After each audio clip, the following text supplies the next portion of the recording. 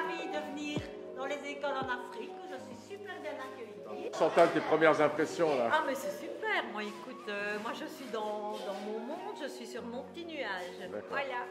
Bonjour les enfants, bonjour maîtresse. Bonjour. Alors comment ça va les enfants? Ça va bien? Alors ce que je sais, c'est que vous faites les cours en plusieurs langues, Wolof, Diola et français. On est obligé de parler toutes les langues pour que les enfants puissent comprendre. C'est une belle leçon d'inclusion. Ben, merci beaucoup les enfants. Merci tonton. Merci à vous. Merci à vous. Ciao, ciao. Alors les enfants, qu'est-ce que vous faites là?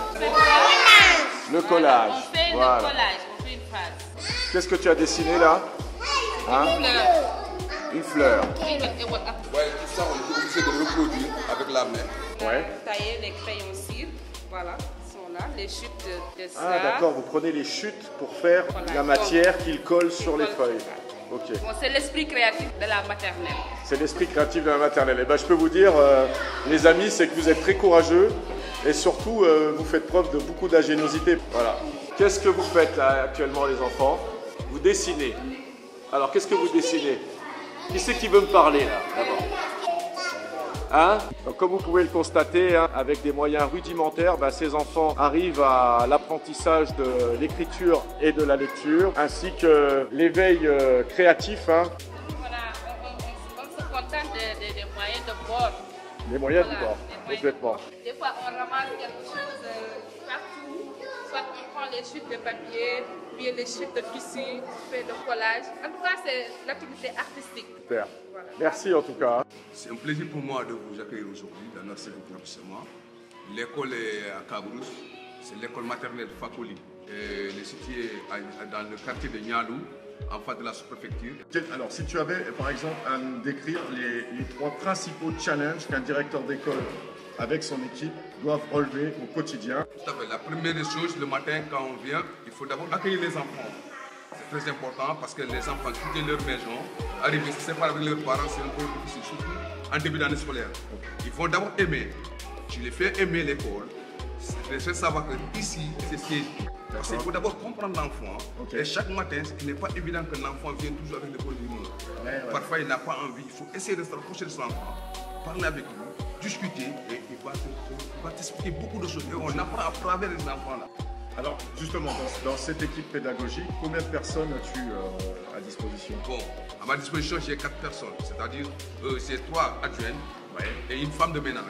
Pour combien d'élèves en tout? Bon, en tout, nous avons 96 élèves. 96 élèves répartis sur le maternel et le primaire. Non, c'est le maternel seulement. Alors toi, en tant que leader pédagogique, comment est-ce que tu fédères tes équipes? On a formé d'abord une équipe pédagogique soudée. On a privilégié la communication, le partage. Mais j'ai la responsabilité, mais je dois partager d'abord avant toute décision. D'accord. Est-ce qu'il t'arrive parfois dans ton équipe pédagogique d'avoir des gens qui ne sont pas d'accord? Par là, ça génère peut-être un conflit ou une incompréhension. Comment vous gérez ça? Bon, là, je suis à ma 8e année ici, mais jamais jusque-là, on n'a jamais eu de conflit jusque-là. Okay. Je dis que peut-être Dieu merci. À chaque moment, quand il y a problème, on le met sur table, on discute, on vous fait ceci. Qu'en pensez-vous? D'accord. On essaie de partager. D'accord. Et ça que notre idée aussi. Okay.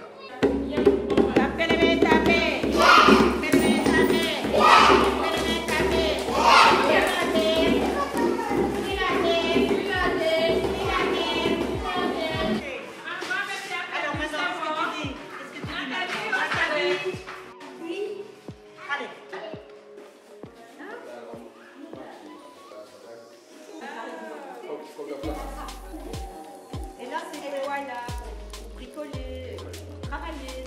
Et là, c'est la chose qui manque. Il y avait 16 élèves, on avait déjà donné 15, donc voilà, c'est ce qui manque. Bien, merci à vous de pouvoir nous consacrer un petit moment pour notre chaîne Expérience Partagée. Et la première question que je vais vous poser, Francine, quelle a été ta première réaction quand tu es rentrée dans l'école ici? Que c'était très différent de chez nous. Donc il manque cruellement de tout. Et ils ont d'excellentes idées, mais le problème c'est le matériel. Par rapport à ce constat, qu'est-ce que ça a suscité en toi comme émotion? Ben, je me suis dit que nous, on avait énormément de chance en Belgique. C'est magnifique le travail qu'ils font sans rien. Sans rien. Et il est clair que sur l'aspect matériel et structurel, il y a une grande amélioration à apporter sur le sujet. Parce qu'on se dit que déjà, nous, on n'a pas de moyens par rapport à eux, à chez vous. Mais on parvient à travailler parce que avec des moyens de bord. C'est ça. Aujourd'hui, quand on voit que ces enfants-là, parfois, on enseigne dans l'imaginaire. Parfois, tu n'as pas le matériel. Oui, oui, oui. Tu essaies de dessiner et l'enfant va apprendre à partir d'un dessin. Chantal, toi qui arrives ici, qui connais déjà l'Afrique, alors toi, dans ta vision? Écoute, moi, c'est vrai que c'est pas ma première expérience. J'ai commencé par le Burkina Faso où là, ils sont totalement démunis. Même des bâtiments comme ça n'existe pas. Les besoins sont les mêmes partout. En Europe, en Belgique, on se plaint comme enseignant. Finalement, quand on revient d'ici, on ne peut plus se plaindre. Vous savez, pour enseigner, il faut qu'il y ait une préparation à long terme. C'est ça. Parce que si on veut faire des travaux de groupe, Voilà.